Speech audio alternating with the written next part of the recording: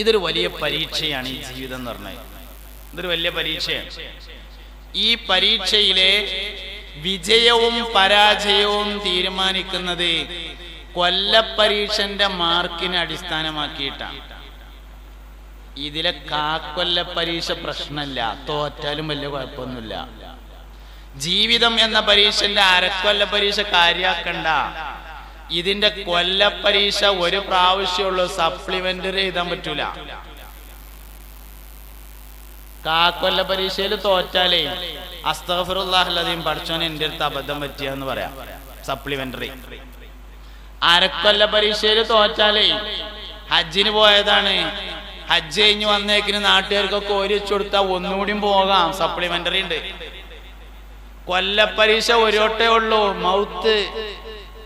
മൻ കാന ആഖിറു കലാമിഹി ഖൗലു ലാ ഇലാഹ ഇല്ലല്ലാഹ് ദഖലൽ ജന്ന.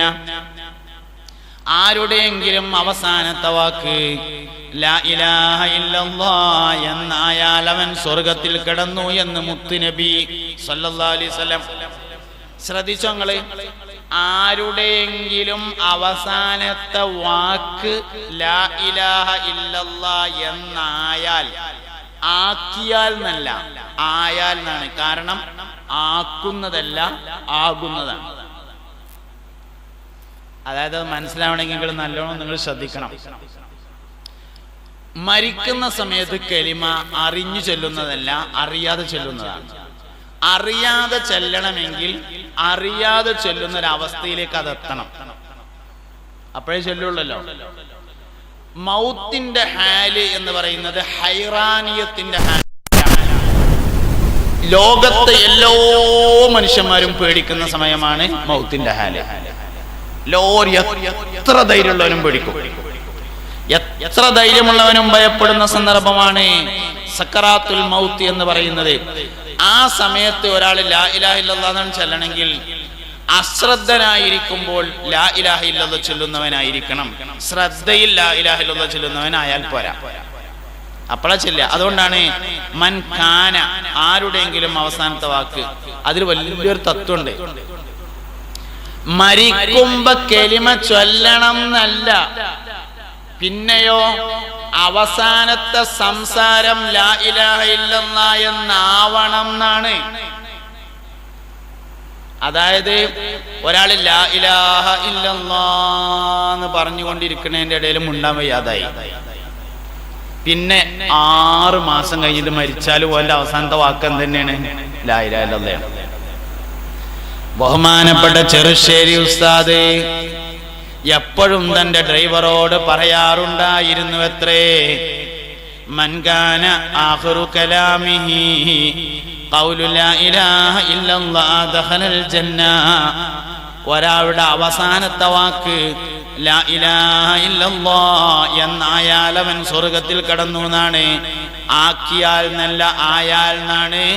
മരിക്കുമ്പോ ലാ ഇലാഹ ഇല്ലല്ലാഹ് ചൊല്ലണമെന്നില്ല, ചൊല്ലുന്നതിൽ അവസാനത്തേത് ലാ ഇലാഹ ഇല്ലല്ലാഹ് എന്നായാ മതി. ചെറുശ്ശേരി എങ്ങനെ വഫാത്തായെന്ന് നിങ്ങള് ദിക്ർ ഇങ്ങനെ ചൊല്ലിക്കൊണ്ടിരിക്കുന്നതിന്റെ ഇടയിൽ ലാ ഇലാഹ ഇല്ലല്ലാഹ് ഇങ്ങനെയാണ് ചെല്ലുന്നതിന്റെ ഇടയിൽ സംസാരിക്കാൻ കഴിയാതായി. പിന്നെ ആശുപത്രിയിൽ കുറെ കടന്നു, സംസാരിച്ചിട്ടില്ല, അങ്ങനെ മരണപ്പെട്ടു.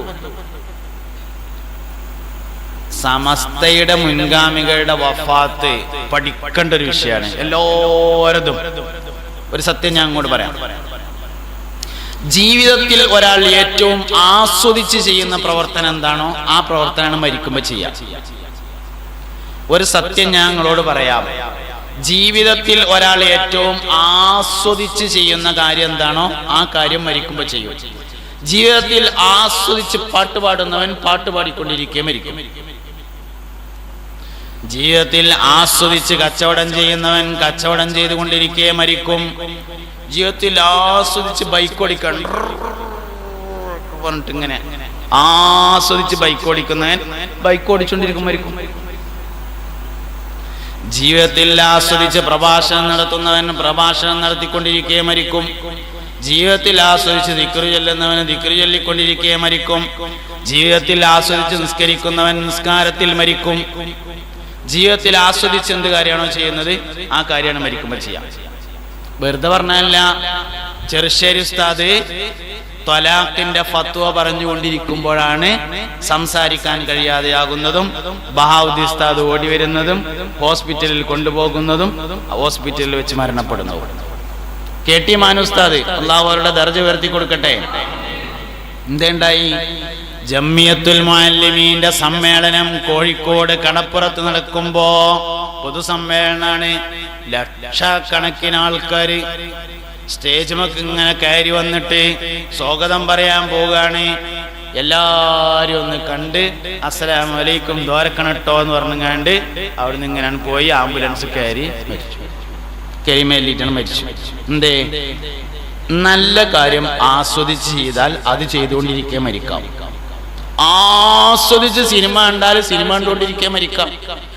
ആസ്വദിച്ച് പീഡിയക്കൊലയുമോ വർത്താനം പറഞ്ഞുകൊണ്ടിരുന്നാൽ പീഡിയന്റെ മുമ്പിൽ ഇങ്ങനെ ചായക്കടയിൽ ഇങ്ങനെ സംസാരിച്ചുകൊണ്ടിരിക്കാൻ മരിക്കാം. ജീവിതത്തിൽ എന്താണോ ആസ്വദിച്ച് ചെയ്യുന്നത് അത് മരിക്കുമ്പോൾ ചെയ്യും. ഇതൊരു വളരെ പ്രധാനപ്പെട്ട കാര്യമാണ്. ചീത്ത കാര്യം ചെയ്യണം എന്നല്ല ഞാൻ പറഞ്ഞത്, ചെയ്യുകയാണെങ്കിലും ആസ്വദിച്ച് ചെയ്യരുത്. നല്ല കാര്യങ്ങൾ വെള്ളിയാഴ്ച ഒരു ജുമക്ക് മാത്രമേ അള്ളാന്റെ പള്ളികൾക്ക് പോകണുള്ളൂങ്കിൽ അതൊന്ന് ആസ്വദിച്ച് പോയിക്കൂടെ? രാവിലെ ഒന്ന് നന്നായിട്ടൊന്ന് കുളിച്ച് ഒരു വെള്ളത്തിന് ഒരു വെള്ളക്കുപ്പായൊക്കെ എടുത്ത് ഒന്ന് അത്രക്കൊക്കെ ഒന്ന് പൂശി നഖമൊക്കെ ഒന്ന് വെട്ടി താടിമുടിയൊക്കെ ഒന്ന് നേരാക്കി ഒരു വെളുത്ത തൊപ്പിയൊക്കെ ഇട്ട് പള്ളിക്ക് പോയിരുന്ന് തട്ടിനോട് കയറിയിട്ട് സംസാരിക്കാതെ മൊബൈൽ നോക്കി കളിക്കാതെ ഒന്ന് ആസ്വദിച്ച്, ആകെ പള്ളിക്കല വെള്ളിയാഴ്ച മാത്രമേ പോണുള്ളെങ്കിലും അതൊന്ന് ആസ്വദിച്ച് ചെയ്തൂടെ? നമുക്ക് ജീവിതത്തിൽ ഏറ്റവും ആസ്വദിച്ച് ചെയ്യുന്ന കാര്യം അത് ചെയ്തിട്ടാ മരിക്കുക. സത്യമാണ് ഞാനീ പറഞ്ഞത്, വളരെ പ്രധാനപ്പെട്ട സത്യമാണ്. ബഹുമാനപ്പെട്ട സമസ്ത കേരള ജമിയത്തുൽ ഉലമയുടെ പൂർവകാല പ്രവർത്തകരുടെ ഒക്കെ മരണം പരിശോധിച്ചാൽ ഒരു മനുഷ്യൻ നല്ല ആളോ ചീത്തയാളോ എന്ന് തീരുമാനിക്കുന്നത് വഫാത്ത് എങ്ങനെയെന്ന് നോക്കിയിട്ടാണ്, മരണം എങ്ങനെ നോക്കിയിട്ടാണ്. ഒരാൾ മുത്തഖിയാണോ എന്ന് തീരുമാനിക്കുന്നത് വഫാത്ത് നോക്കിയിട്ടാണ്. ഒരാൾ മുഖ്ലിസ് ആണോ എന്ന് നോക്കുന്നത് വഫാത്ത് നോക്കിയിട്ടാണ്. ഒരാൾ ആബിദാണോ എന്ന് നോക്കുന്നത് വഫാത്ത് നോക്കിയിട്ടാണ്. ഒരാൾ ഈമാനുള്ള ആളാണോ എന്ന് നോക്കുന്നത് വഫാത്ത് നോക്കിയിട്ടാണ്. ഒരു മനുഷ്യന്റെ നന്മയും തിന്മയും തീരുമാനിക്കുന്നത് മരണം നോക്കിയിട്ടാണ്. എല്ലാ ആൾക്കാരും അങ്ങനെയാണ്. ശംസുൽ ഉലമയുടെ വഫാത്ത് നമ്മളെപ്പോഴും കേട്ടിട്ടുള്ളതാണ്. കോഴിക്കോട് ഫാത്തിമ ഹോസ്പിറ്റലിൽ അഡ്മിറ്റായി കിടക്കുന്നു. പള്ളിയിൽ നിന്ന് സുബ്ഹി ബാങ്ക് വിളിക്കുന്നതിന്റെ ശബ്ദം ഇങ്ങനെ കേൾക്കുന്നു. ഓരോ വാക്കുകൾക്കും ജവാബ് പറയുന്നു. അവസാനത്തെ ലാ ഇലാഹ ഇല്ലല്ലാഹ് എന്നത് പള്ളിയിൽ നിന്ന് മുഅദ്ദിൻ വിളിച്ചു പറയുമ്പോ അവസാനത്തെ ലാ ഇലാഹ ഇല്ലല്ലാഹ്ക്ക് ജവാബായി ലാ ഇലാഹ ഇല്ലല്ലാഹ് എന്ന് പറയുന്നതോടുകൂടെ തസ്ബീഹ് മാല കയ്യിൽ നിന്ന് താഴെ വീഴുന്നു, വഫാത്താവുകയും ചെയ്യുന്നു. എന്തൊരു സുന്ദരമായ മരണം! ലോകത്താർക്കെങ്കിലും ഇത്രയും ആളുകൾ ഇങ്ങനെ മനുഷ്യന്മാരെ മുമ്പിൽ പറയാൻ പറ്റിയ രൂപത്തിൽ മരിച്ചതുണ്ടോ? സമസ്തക്കല്ലാതെ വേറെ ആർക്കും ഇങ്ങനെ ആൾക്കാരുടെ മരണം എണ്ണി പറയാൻ പ്രയാസാണ്. ബഹുമാനപ്പെട്ട സമസ്തയുടെ പ്രസിഡന്റ് ശൈഖുന കോയക്കുട്ടി ഉസ്താദ്, അള്ളാഹു അവരുടെ ദർജ ഉയർത്തട്ടെ, ജീവിതകാലം മുഴുവനും ചാപ്പനങ്ങാടി വാപ്പോലൊരു ദിക്ർ ഹൽക്ക പ്രചരിപ്പിക്കാൻ വേണ്ടി നടന്നു. എല്ലാ സ്ഥലത്തും ചാപ്പനങ്ങാടി വാപ്പോലൊരു ദിക്ർ ഹൽക്ക സ്ഥാപിച്ചു. അതിന്റെ വാർഷികത്തിന് പോയി, ദ്വാരക്കാൻ പോയി, അങ്ങനെ നടന്നു. വഫാത്തിന്റെ സമയത്ത് മക്കളെയും പേരക്കുട്ടികളെയും വിളിച്ചു. ചാപ്പനങ്ങാടി വാപ്പോലൊരു ദിക്റാണ് നടത്തി. എല്ലാരും കൂടി ചെല്ലൂടിയായിരുന്നു. ഉസ്താദ് ഇങ്ങനെ കടന്നു ബാക്കിയുള്ളവരിരുന്നു, എല്ലാരും ചൊല്ലി. ദിക്റാണ് കഴിഞ്ഞിട്ട് ദ്വാരക്കാൻ വേണ്ടി യാസീൻ ഇങ്ങനെ ഓതിക്കൊണ്ടിരിക്കുമ്പോ ഉറക്ക കലിമ ചൊല്ലി ഉസ്താദ് യാത്ര പിരിഞ്ഞു പോയി. തിരൂർക്കാട് മുഹമ്മദ് വലിയര്, ആലിക്കുട്ടി ഉസ്താദിന്റെ അനിയൻ. തിരൂർക്കാട് മുഹമ്മദ് വലിയര് ബിസിനസ്സുകാരനാണ്. മുഹമ്മദ് ഹാജി എന്നാണ് പറയാറുള്ളത്. ഫൈലിയാണ്, മൂല്യരാണ്. പക്ഷെ ആൾക്കാർ പറയാം മുഹമ്മദ് ഹാജി എന്നാണ്. ഞങ്ങളൊക്കെ ഭാഗത്ത് മുഹമ്മദ് ഹാജി എന്ന് അറിയപ്പെടുക. എന്താ? പള്ളിയിൽ ജോലി ചെയ്യണതിനേക്കാൾ കൂടുതൽ ബിസിനസ്സാണ്. കുന്നത്ത് എക്സ്പോർട്ടേഴ്സ് എന്ന് പറയുന്ന കമ്പനി ഉണ്ട് അദ്ദേഹത്തിന്. നൂറ് ടെക്സ്റ്റൈൽസ് KS എന്ന് പറയുന്ന ടെക്സ്റ്റൈൽസിന്റെ ശൃംഖലയുണ്ട് അദ്ദേഹത്തിന്. വഫാത്താകുന്നതിന് മുമ്പ് പള്ളിക്കത്തെ മുക്രി ഉംറക്ക് പോയി. പള്ളിക്കത്തെ മുഅദ്ദിൻ, പള്ളിക്ക് ബാങ്ക് കൊടുക്കുന്ന ആള് ഉംറക്ക് പോയി. ഞാൻ ബാങ്ക് കൊടുത്തോളാന്ന് പറഞ്ഞു. അങ്ങനെ പള്ളിയിൽ മുഅദ്ദിന് ലീവ് എടുത്തിട്ട് പള്ളിയിൽ ബാങ്ക് കൊടുത്തോണ്ടിരിക്കുന്നു. ഏതാനും പള്ളിയിൽ തന്നെ അല്ലേ കുറച്ച് ദിവസം, എന്നാ ഒരു ഹത്തും തീർക്കാന്ന് തീരുമാനിച്ചു. അതും ചെയ്തുകൊണ്ടിരിക്കുന്നു. അതിന്റെ ഇടയിലാണ് വഫാത്തായി പോയി. ബിസിനസ്സുകാരൻ എന്തുകൊണ്ട് ഈ അവസരം ഉണ്ടായി? സമസ്തക്ക് ഖിദ്മത്തെടുത്തോണ്ട് വേറൊന്നും ഉണ്ടല്ല. ഇതൊരു ചില്ലറ കാര്യമല്ല. ബഹുമാനപ്പെട്ട തിരുക്കാട് മുഹമ്മദ് ഫൈലിയുടെ ജ്യേഷ്ഠനാണ് ഷെയ്ഖുൽ ജാമിയ അലിക്കുട്ടി ഉസ്താദ്, അള്ളാഹു ദീർഘായുസ്സ് കൊടുക്കട്ടെ. 20ാമത്തെ വയസ്സ് മുതൽ ജന്മനാട്ടിൽ ഖാദിയാണ് അലിക്കുട്ടി ഉസ്താദ്. ഞാൻ ഈ പ്രസംഗിക്കുന്ന സമയത്തും തിരൂർക്കാട് എന്ന ജന്മനാട്ടിൽ ആലിക്കുട്ടി ഉസ്താദാണ് ഖാദി. ഞാൻ ഈ പ്രസംഗിക്കണ ഈ സമയം ഇപ്പോഴും തിരൂർക്കാട് എന്ന ജന്മനാട്ടിൽ ഒരു മനുഷ്യന് അഡ്രസ് ഉണ്ടാകുക എന്ന് പറഞ്ഞാൽ അതിലേറെ വലിയ യോഗ്യത എന്താ വേണ്ടേ? ജനിച്ച നാട്ടിൽ അദ്ദേഹത്തിന്റെ പിതാവ് അതേ പള്ളിയിലെ മുഅദ്ദിനായിരുന്നു. തന്റെ വാപ്പ ഏത് പള്ളിയിലെ മുഅദ്ദിനാണോ അതേ പള്ളിയിൽ ജന്മനാട്ടിൽ 20ാമത്തെ വയസ്സ് മുതൽ ഖാദിയാണ്. സമസ്തയുടെ ജനറൽ സെക്രട്ടറി ഷെയ്ഖുൽ ജാമിയ അലിക്കുട്ടി ഉസ്താദ്. ഇതൊരു ചില്ലറ കാര്യമൊന്നല്ല, ഇതൊരു ഭയങ്കര സംഭവമാണ്. അതുകൊണ്ട് കേരളക്കാരുടെ ദീനിന്റെയും അഹ്ലുസുന്നത്തി വൽ ജമാഅത്തിന്റെയും കേരളക്കാരുടെയും കേരളത്തോട് ചേർന്ന് നിൽക്കുന്ന കുറേ ആളുകളുണ്ട്. ലക്ഷദ്വീപ്, കർണാടക, തമിഴ്നാട്, UAE-യിലുണ്ട്, സൗദിയിലുണ്ട്, കുവൈത്തിലുണ്ട്. ആ സംസ്കാരത്തോട് ചേർന്ന് നിൽക്കുന്ന കുറേ ആളുകളുണ്ട്. അവരുടെയും ഒക്കെ വളരെ പ്രധാനപ്പെട്ട ചില കാര്യങ്ങൾ നമ്മൾ മനസ്സിലാക്കണം. സമസ്ത കേരള ജംഇയ്യത്തുൽ ഉലമ അതിന് ഖിദ്മത്തെടുക്കാൻ കഴിയാന്ന് പറഞ്ഞാൽ ഈ ലോകത്ത് വലിയൊരു നിഅമത്താണത്. ഔലിയാക്കൾക്ക് ഖിദ്മത്തെടുക്കലാണ്. വരക്കൽ മുല്ലക്കോയ തങ്ങള് എന്ന് പറഞ്ഞത് ബഹുമാനപ്പെട്ട അല്ലാഹുവിന്റെ വലിയ ഔലിയാക്കളിൽ പ്രധാനിയാണ്. ഞാൻ രാവിലെ പ്രസംഗിക്കാൻ വേണ്ടി പോയ അവിടുന്ന് വാഴക്കാട് കണ്ണിയത്തുസ്താദിന്റെ മഖബറയുള്ള വാഴക്കാട് പള്ളിയിലെ മുദരിസിനെ കണ്ടു. അവിടെ പ്രസംഗിക്കാൻ വന്നതാണ്. വലിയുദ്ദീൻ ഫൈസി എന്നാണ് അദ്ദേഹത്തിന്റെ പേര്, ദീർഘായുസ്സ് കൊടുക്കട്ടെ. അപ്പൊ അദ്ദേഹത്തോട് ഞാൻ ചോദിച്ചു, കണ്ണിയത്തുസ്താദിന്റെ മഖബറ എന്തേ പള്ളി കോമ്പൗണ്ടിന്റെ പുറത്തായത് എന്ന് ചോദിച്ചു. പള്ളിന്റെ സ്ഥലം കഴിഞ്ഞിട്ട് അതിന്റെ അപ്പുറത്താണ് കണ്ണിയത്തുസ്താദിന്റെ മഖബറ. അപ്പൊ ഞാൻ ചോദിച്ചു മൂപ്പരോട്. അതിൽ മൂപ്പര് പറഞ്ഞു, കണ്ണിയത്തുസ്താദിന്റെ മഖബറ മാത്രല്ല അവിടെ ഉള്ളത്, കണ്ണിയത്തുസ്താദിന്റെ ഗുരുനാഥന്റെ മഖബറ അവിടെയാണ്. മഖ്ദൂം അഞ്ചാമൻ എന്ന പേരായ മഖ്ദൂമുമാരിൽ അഞ്ചാമൻ ഒരുപാട് കിതാബുകൾ എഴുതിയിട്ടുള്ള ഒരാള് മഹാനവറുകളുടെ ഖബറും പള്ളിന്റെ പുറത്ത് കണ്ണിയത്തുസ്താദിന്റെ ഖബറിന്റെ അടുത്താണ്. ഏകദേശം 7ഓളം ഔലിയാക്കളുടെ ഖബർ അവിടെ ഉണ്ട്. പക്ഷെ അതിൽ ഒരു ഖബർ മാത്രമേ ആളുകൾ ശ്രദ്ധിക്കുന്നുള്ളൂ, അത് കണ്ണിയത്തുസ്താദിന്റെ ഖബറാണ്. 7 ഔലിയാക്കന്മാർ കിടക്കണതിന്റെ ഇടയിലാണ് കണ്ണിയത്തുസ്താദ് കിടക്കുന്നത്. പക്ഷെ ആളുകൾ ഒരു ഖബർ മാത്രം ശ്രദ്ധിക്കുന്നു, കണ്ണിയത്തുസ്താദിന്റെ ഖബറ്. വെറുതല്ലോ റഈസുൽ മുഹഖ്ഖീൻ എന്ന് പറഞ്ഞത്, മുഹഖ്ഖീങ്ങളുടെ നേതാവ് എന്ന് ആളുകൾ വിളിച്ചത് ഒരു തർക്കവുമില്ലാതെയാണ്, അത് വെറുതെ വിളിച്ചല്ല.